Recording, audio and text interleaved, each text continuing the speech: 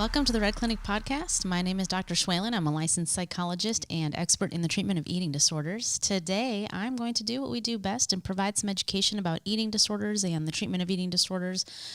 For those of you out there who are struggling or have a loved one who has experienced an eating disorder, today I'm going to go over just some background, so some statistics out there so that you have an understanding of prevalence rates and kind of how many people does this really affect.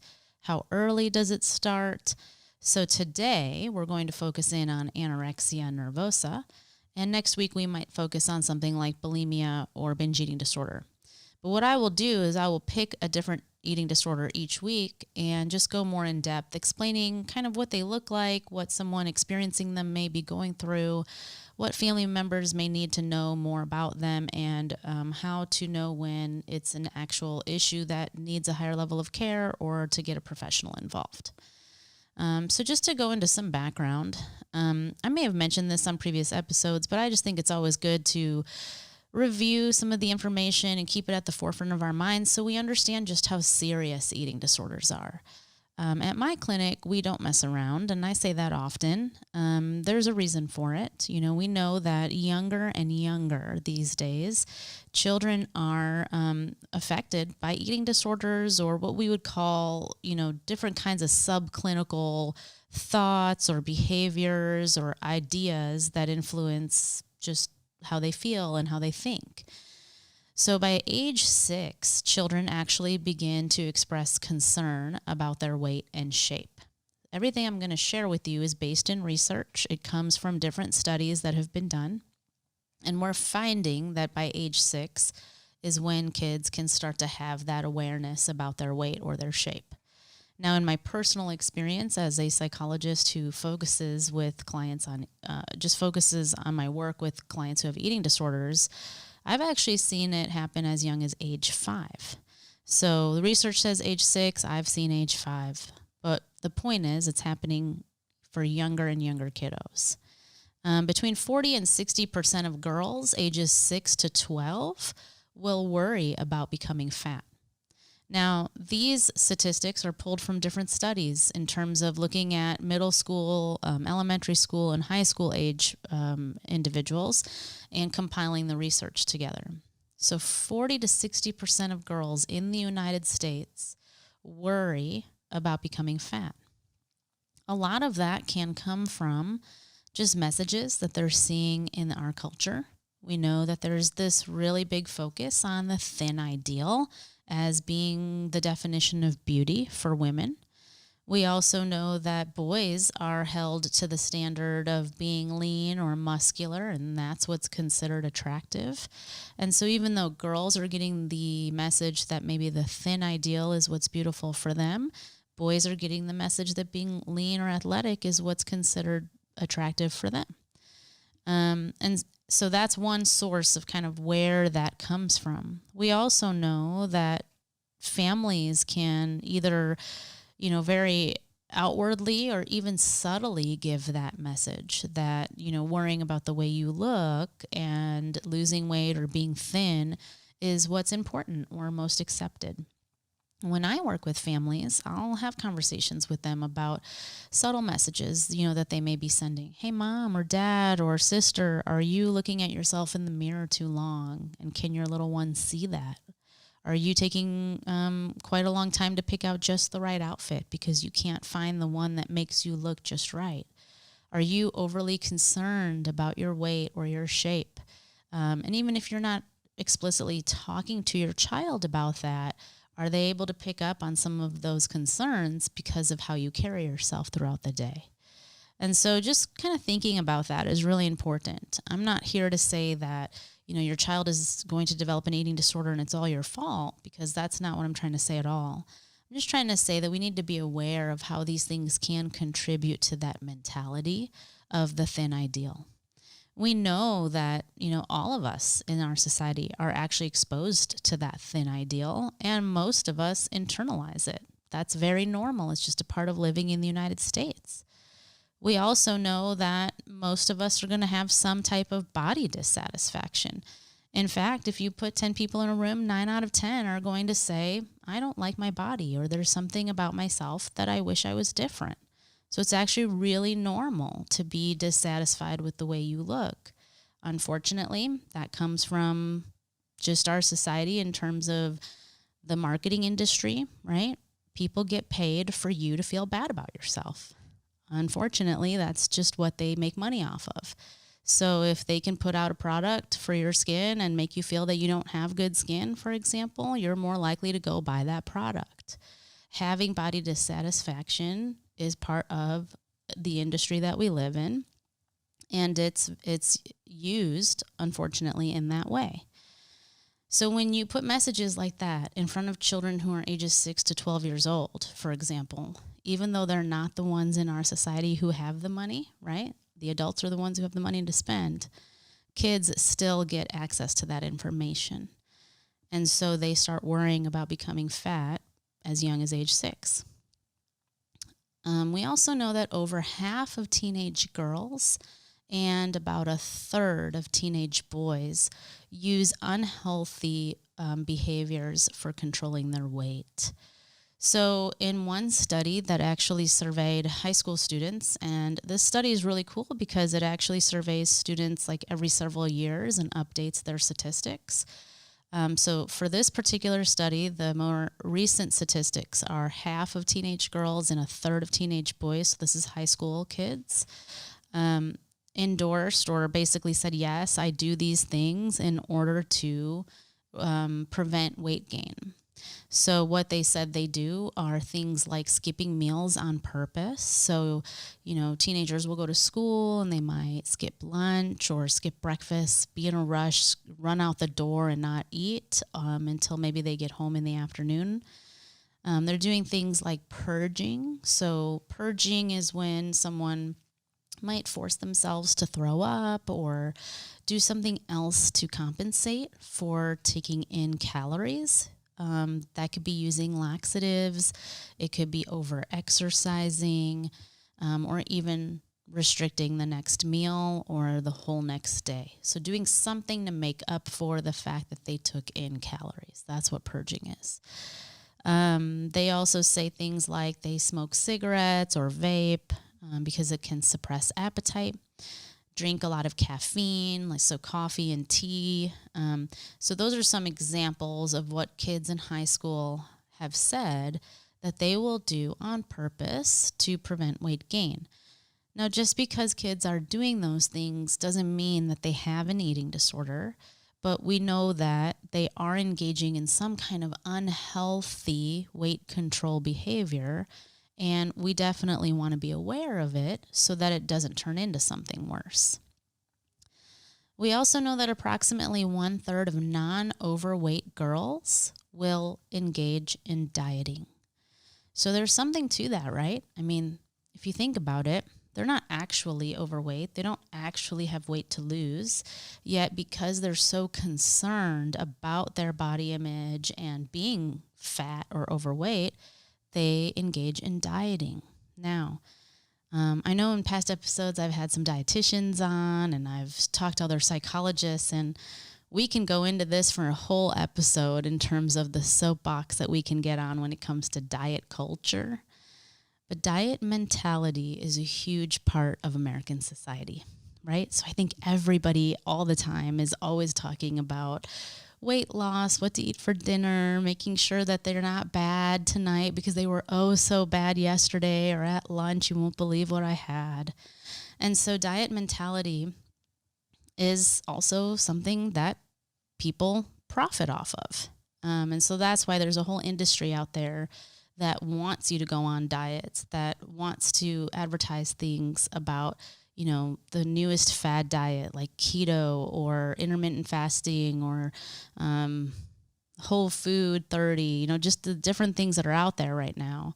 There used to be paleo, there used to be Atkins. It always seems like it's pretty much the same kind of diet with a different name, and then people kind of jump on the bandwagon. Now, the thing about it is that when people talk about dieting, and even Weight Watchers, that's definitely a diet mentality, right? Is restricting oneself to a certain number of calories or certain types of foods. What we know, though, is that most people will say that they're just not good at diets, that they fail every diet they've ever tried. And when we work with clients, we actually help them understand that they didn't fail the diet failed them. Okay? And it was meant to fail them. Because if the diet worked, then the diet industry would be out of business. And so that's just something that, in clinic or in education, we try to provide those critical thinking skills to people, because it's really hard when you're living in it and you're a part of it to actually realize what's happening. Another statistic of elementary school age girls who look at social media or read magazines or have access to a lot of like pop culture types of things, almost 50% of them report that the images or pictures that they see make them want to lose weight. So this is girls, first grade through fifth grade is what we're talking about. That just seeing images like that, whether it be, like I said, on social media, Pinterest, Instagram, whatever they're looking at, 50% are affected in the way that they start that comparison, that feeling of inadequacy, that I'm not good enough because I don't look like that. And so now I'm worried about it, or I'm going to start doing something to change that. All right, so I go into all of that because I want to just kind of help you all understand it's starting earlier and earlier. Seeds are planted, right, at elementary school age, junior high, high school. And then certain things can start happening to kiddos, and we start seeing different behaviors in them. Now, those behaviors can last all the way up into adulthood. So I'm not just talking to parents who have kids, but I'm also talking to adults out there who are struggling with some of this, because it starts really early, but then it's not just something that goes away. It can be something that people struggle with their whole life, feeling unsatisfied, wishing their body was different, never feeling good enough. And they don't necessarily have to have an eating disorder to feel those things. There are many men and women out there today who don't actually meet criteria for an eating disorder, but struggle with some serious body dissatisfaction or shame or a sense of inadequacy, and they tie it back to the way they look. Some other things I want to talk about before we go real specifically into anorexia is the fact that eating disorders affect both girls and boys, or males and females. First of all, we know that at least 30 million people of all ages and genders suffer from an eating disorder in the United States alone. We also know that about 10% of those people are male. So there's a myth out there. I don't really know, some people still think that eating disorders only really affect women. And it's about 10% of individuals out there right now who have an eating disorder are male. Males are less likely to seek treatment, though, just because it may be seen as they're just trying to get fit to be better at their sport, or they may be keeping it a secret because they could also be struggling with trauma or sexuality issues, and they're not ready to talk about any of it. There's a lot of different reasons why males are much less likely to seek treatment. And so we may also not even have accurate numbers. It could be more males than we even realize have eating disorders, but we just don't see them in treatment, and so it's hard to count them. We also know that eating disorders have the highest mortality rate of any psychiatric illness. This is why, at my clinic, we don't mess around. I've done episodes in the past of like, hey, if your treatment team is telling you that outpatient is not appropriate, there are really good reasons for it. When we're scared that someone's life is at risk, we're not going to keep that a secret. We're going to let everybody know that, hey, we're in a danger zone right now, and we need to follow recommendations, even if those recommendations are scary. Because the outcome of not following recommendations is even scarier. So when I say eating disorders have the highest mortality rate of any psychiatric illness, this is specifically true for adolescent females who have anorexia. And then it's true for other age ranges and other disorders as well. But I just want to like drive that home a little bit in terms of, when I say other disorders, I mean other types of eating disorders. So in terms of eating disorders having the highest mortality rate, I'm talking about even higher than individuals with depression and suicidal ideation. I'm talking about even higher than individuals with schizophrenia who may be actively hallucinating and hearing voices that tell them to do scary things. So that to me is really, really important. And that's why I spend so much time on it, because I don't want to make light of the fact that there are people who die from side effects related to having an eating disorder. Now, another really important thing that I like to tell people is that we know from research that most eating disorders begin at two different times in life. Now, this is just a generalization, so keep in mind that there's always the outlier. There's always the anomaly. We can see eating disorders much younger. We can see eating disorders start much older. But for the most part, we see that eating disorders really have an onset or a starting point around adolescence, usually when someone is about to start puberty, and then again in college. Now, keep in mind, people can be diagnosed with eating disorders as young as 5 and 6 years old. But for the most part, like for anorexia, for example, in general, we see around puberty and around college. Now, the thing about these two times in life is that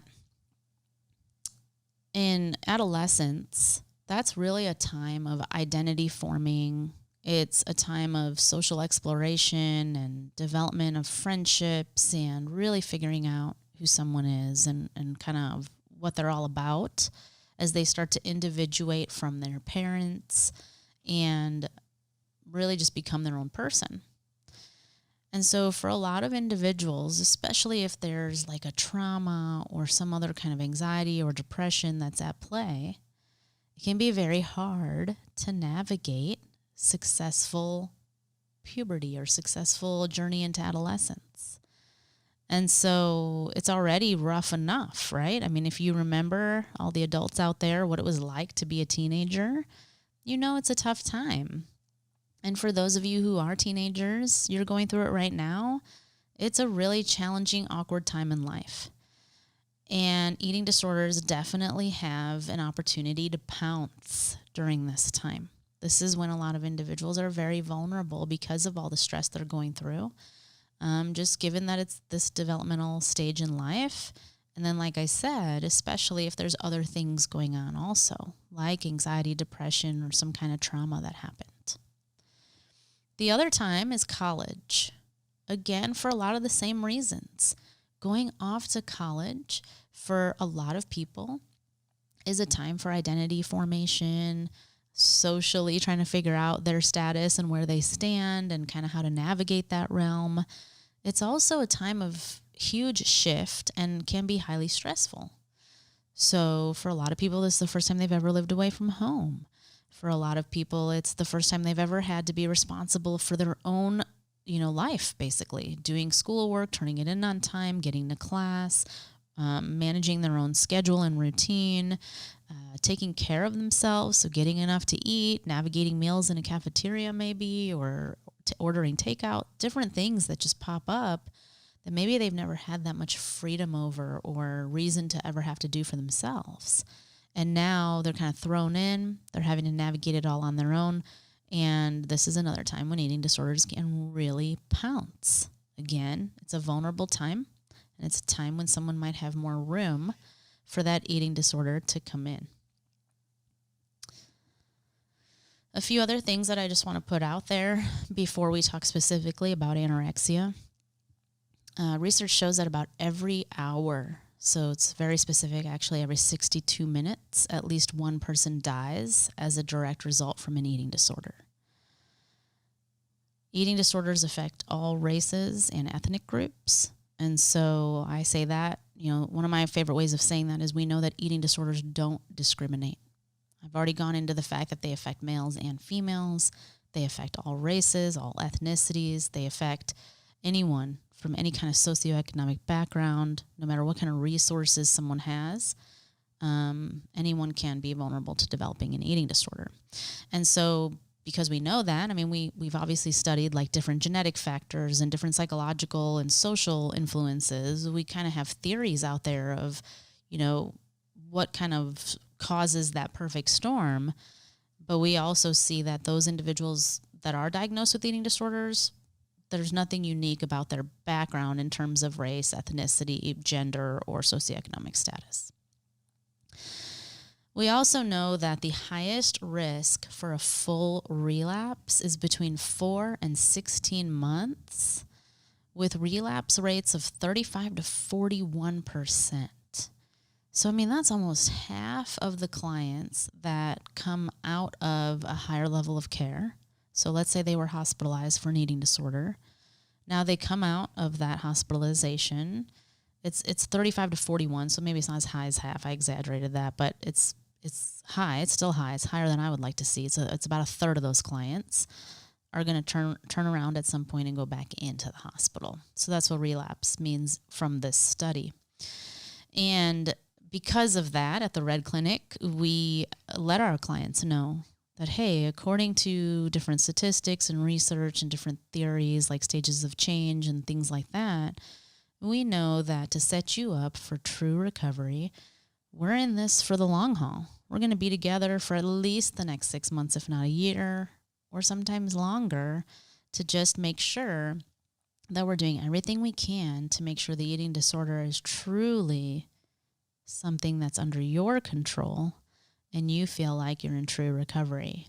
And true recovery at the Red Clinic really means, achieving your goals, realizing your values, obtaining an idea of who your authentic self is, right, apart from that eating disorder. And so that's actually really cool work that we get to do. All right, so I'm going to jump into just specifics about anorexia nervosa to provide education on what that specific eating disorder looks like. And then next week, I'll probably talk about bulimia or some other kind of eating disorder. So if we're looking like from a diagnostic standpoint, anorexia is diagnosed if someone is restricting caloric intake or energy intake. That's kind of like the very official way of saying that, relative to what is required. So essentially, they're not eating enough, right? They're restricting their calories, and they're not getting what they need, right, based on some kind of metric. And usually that metric is, okay, like let's look at growth charts. Let's look at, people of your sex, age, and height, or developmental trajectory, right? Like where should you fall and where are you falling on that growth curve? It's also defined as a significantly low weight for that individual based on those metrics. So it's going to be less than what's expected, even what's minimally expected. So being extremely malnourished and underweight is a part of the diagnostic criteria of anorexia. Someone with anorexia, also like pretty much the hallmark of this diagnosis, is that they're going to have an intense fear of gaining weight. Now, as a clinician, I speak to individuals with anorexia all the time, right? Because that's my specialty. I treat eating disorders. And when I'm talking to people about this, I'll ask the question, are you afraid of gaining weight versus were you trying to lose weight? And that sounds so slight, but it's a big difference to someone who has anorexia, because a lot of times they weren't really trying to lose weight and get to the point where they needed treatment. They were just afraid of gaining weight or of becoming fat. And so it's a nuance, right, in the way you ask the question or even think about that. But sometimes it can make a difference in how they answer that question. Now, because of that fear of becoming fat or gaining weight, there is persistent behavior that interferes with weight gain. So for someone, even if they're at a significantly low weight, they continue to fear weight gain, and they're going to continue to do whatever they can to interfere with it until the point of becoming so malnourished that they may need hospitalization, or they may end up in very bad shape and need tube feedings or fluids or weeks or months in a hospital setting. Now, someone with anorexia is also going to have a disturbance in the way that they view their body shape or weight. So even if they are significantly below the weight that they need to be, they're going to continue to interfere with weight gain. And when I say continue to interfere with it, I've already said they're not getting enough calories, but then they're also going to be doing other things, like maybe they're exercising, or maybe they're, they could be using laxatives or purging. There's still some of that goes on with anorexia, and I'll get into that in a minute. But although anyone else who looks at them would say, you're not overweight by any means, like that's not what we see when we look at you, the person is going to experience themselves as overweight, not thin, not underweight. There's going to definitely be a distorted view of self and an obsession with food, with the way they look, with thinking about burning calories, with preoccupation of having fat on their body, associating exercise with weight loss. Wait a second, doesn't almost everybody do that? The reason I bring that up is because one thing that we have to work very hard at with all of our clients is like debunking what society wants us to think. And over the course of this episode, I've explained there's diet culture, there's the thin ideal, there's this whole mentality in our society. And part of that is also associating exercise with weight loss. You want to lose weight, exercise more. You go to the doctor, he says, eat better, exercise more, control your weight, get on top of all of that. And so we like to think about moving our bodies and finding joy in that, right? So we call that joyful movement. That's a different model of care. We talk about quality of life. Hey, exercise doesn't have to be a form of punishment. It doesn't have to always be associated with burning calories. Have you ever just done something because you had fun doing it? A lot of kids, or adults will say, well, I used to dance, or I used to play sports, or go for a swim. And then it turned into, I can't do any of those things because those don't burn enough calories. I just need to go do cardio or whatever it is. And now they're not really having fun or enjoying life anymore. So we look at that. We look to see how serious the body distortions are, or the cognitive distortions. Those phrases are interchangeable. We know that they see themselves as much more distorted than we would if we were looking at that same person, and that they have this absolute fear of becoming fat. Now, there's two types of anorexia. So we specify what are those two types. The first type is anorexia restricting type.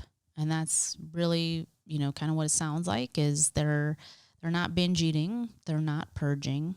They're just restricting. So there's a lot of skipping meals. There's a lot of fasting. There's a lot of calorie counting.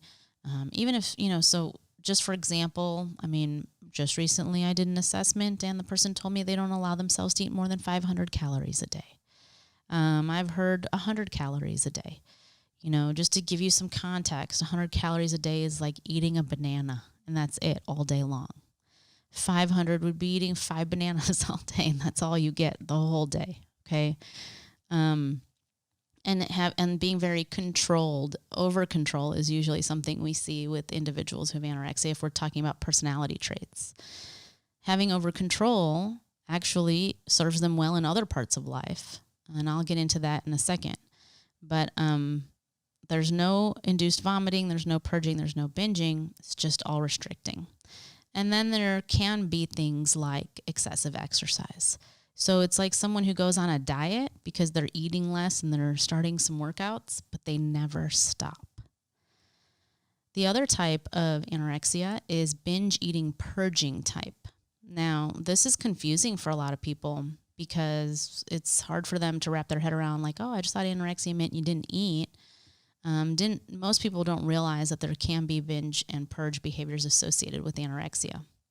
So pretty much all of it is still there. There's this, low body weight. There's a fear of weight gain. There's body image problems, the distorted view of self.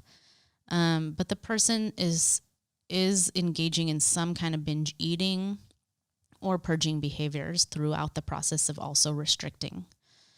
And so that can look like, restricting for several days in a row, and then maybe one night binge eating, and then the next few days restricting again. It can look like eating, having a binge episode, and then immediately going and purging it, and then for the next several days restricting. But usually there's more restriction going on than binge purge behaviors, and so it still meets criteria for anorexia.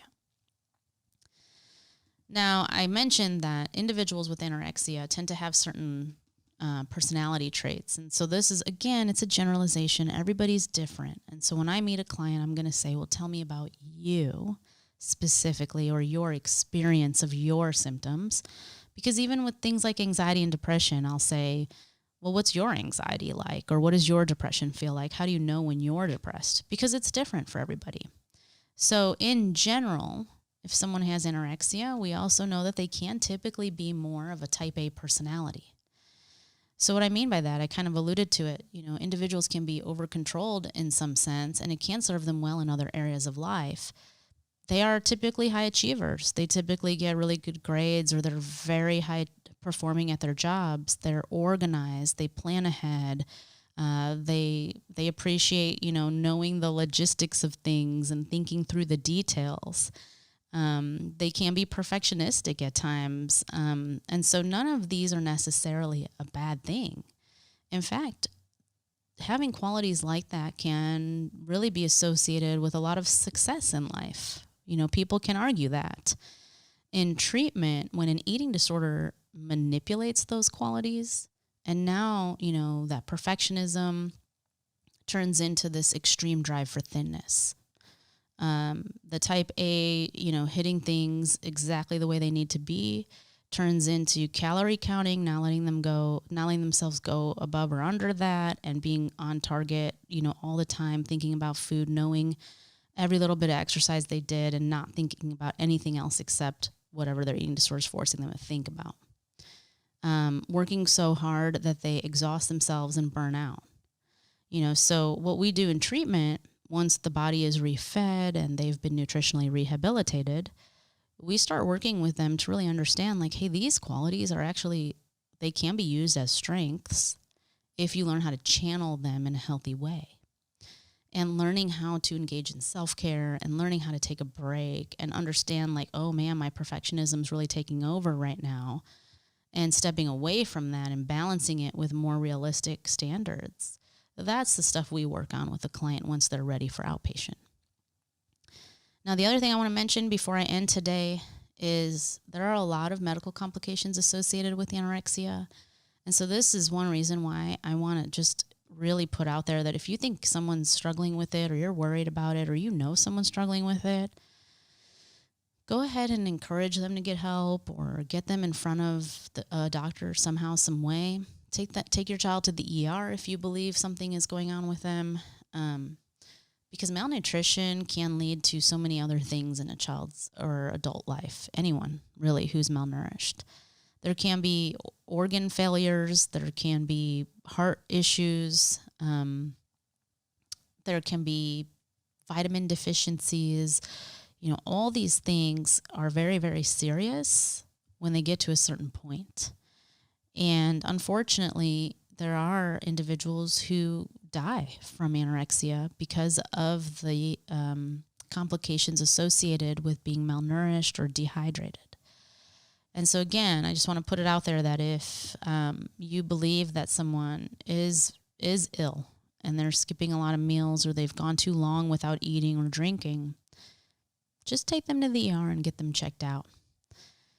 So that's it for right now. I want to just kind of recap. I went over anorexia today. Next week I'll go over a different kind of eating disorder.